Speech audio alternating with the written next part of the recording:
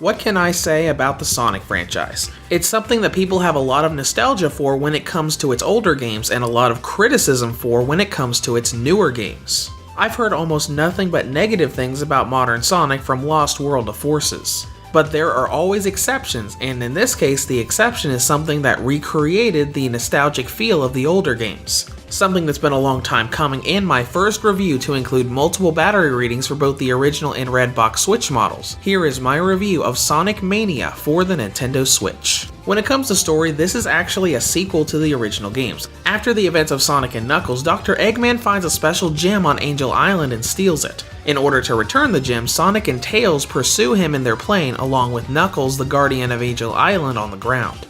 Just like with the original games, there isn't a lot of story here. There are a few little animated cutscenes here and there in different zones, but overall a lot of the story is assumed. Granted, there is an animated miniseries that was made for Sonic Mania, but that is not in-game. Just like the original 4 games of the series, this is a 2D platform.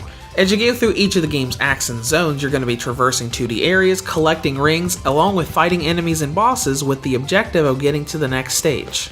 Now the first thing we need to go over is the fact that there are 2 versions of Sonic Mania. The original version and Sonic Mania Plus, the name of the retail release that came afterwards. But this isn't actually a different version of the game. Sonic Mania Plus is really just Sonic Mania with the DLC that added 2 extra playable characters and an extra game mode built in. But this wasn't just DLC. A free update came to the game when Sonic Mania Plus's retail release came out, which changed a few things about the main game. A few of the bosses got extensions and extra phases, and we got some more animated cutscenes in some of the zones. These aren't huge changes, but it might be worth revisiting the game if the last time you played it was before Plus came out. Once you boot up the game and beat your first zone, you gain access to all of the different game modes. This game has 2 single-player modes, Mania mode or the main campaign, Time Attack where you can race against the clock, and finally is Competition mode where you and another player can do split-screen racing against each other as you go through many of the game's stages. Now once you start playing through the game, you can see that Sonic Mania plays just like the original 4 games of the main series. Each zone you trek through has 2 acts in it, or stages, all filled with jumps, secret areas, enemies, and bosses. The only really big deviation from the original formula is the fact that every act in Sonic Mania has a boss instead of every 2 or 3, which means that when you get close to the end of each stage, you gotta prepare for a boss fight. As you would expect, this game is filled with nostalgia, and that starts with the playable characters. Outside of the DLC characters, you can play as Sonic, Tails, Sonic and Tails, or Knuckles. All 3 of these character choices also retain their abilities from the original games. When you're playing as Sonic and Tails, a second player can control Tails while player 1 controls Sonic, along with the fact that Knuckles has his glide and climbing abilities from his original game. But the nostalgia does not end there. 8 of the game's 12 zones are reworked in new versions of classic zones from previous games. And those zones are also filled with little 3D mini-games and secret areas you can find to earn Chaos Emeralds and unlock new content.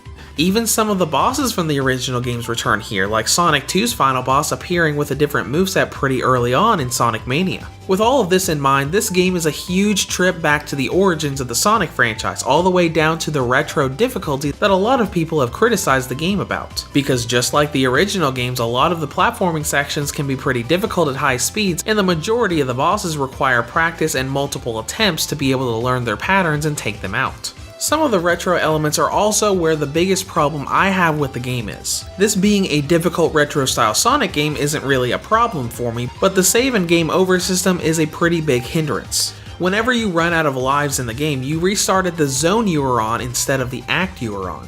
So if you're on an Act 2 boss and in trying to learn the boss's patterns you run out of lives, you gotta redo Act 1, Act 1's boss, and go all the way back through Act 2 to find the boss again.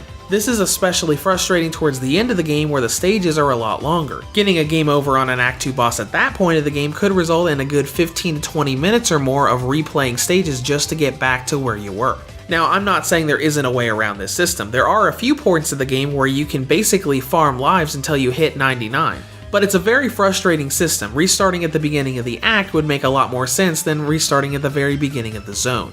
Of course, this also brings up the fact that a lot of those old platformers were extremely difficult to pad the game out and make it seem like it lasts longer. And that is very true of Sonic Mania as well. Across the game's 12 zones and a lot of stage repeating, I managed to clear the entire game in around 3 to 4 hours. That's not really a lot of content despite the fact that the game's only $20.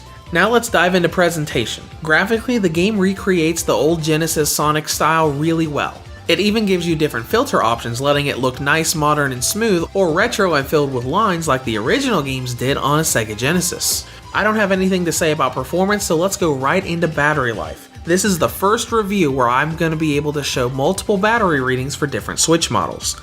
For the original model, Sonic Mania has a battery range of 4 hours and 30 minutes on high settings up to 6 hours and 2 minutes on low settings. And when it comes to the version 2 or Redbox model, it has a battery range of 7 hours and 7 minutes on high settings, up to 8 hours and 45 minutes on low settings. Regardless of what you're playing it on, Sonic Mania is going to give you a lot of battery.